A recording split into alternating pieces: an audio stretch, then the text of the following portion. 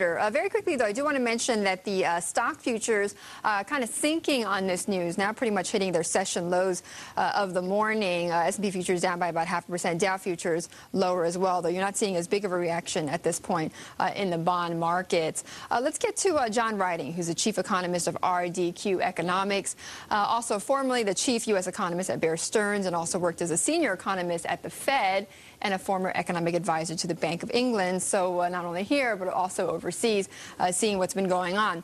John, we're all expecting a decline in jobless claims. They've come back up again.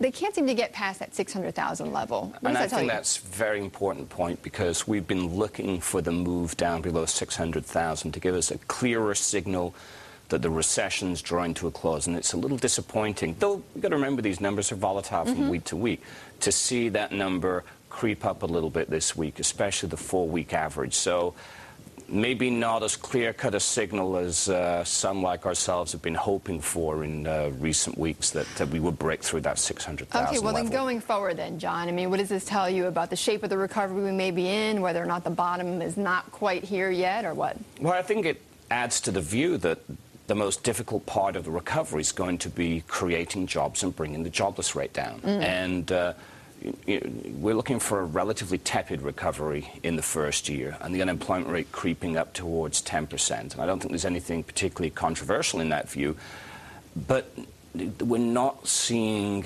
the signs of more robust job creation. In fact, we're hoping for just losing less jobs in the first year of recovery than we've been losing in the recession. Just when we thought we might be, and now we've kind of seen this setback. So we'll talk a bit more about that, John. Just hang on. But I do want to get back to our guest, John Ryding, chief economist of R.D.Q Economics. Just listening to what they were talking about, do you believe this hearing is going to, in many ways, help decide the fate of Bernanke?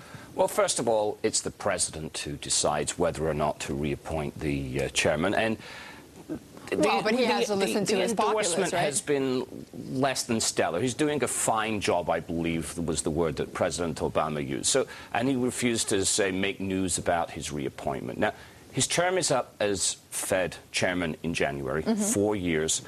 Many things could happen. He could simply, as happened with Greenspan under the first President Bush, he was just allowed to continue in office without being reappointed for a while before it was made permanent. But obviously Larry Summers is there. I'm sure he wants the job. He's a close advisor. He's been Treasury Secretary. So I think, yes, I mean, we should listen to the body language. But I personally hope that Bernanke does get reappointed, because less change at this point in time of the recovery would be a good thing. Less uncertainty, essentially. Less uncertainty. John, always great to see you. Thanks so much for joining us. John Ryding, chief economist of R.D.Q Economics.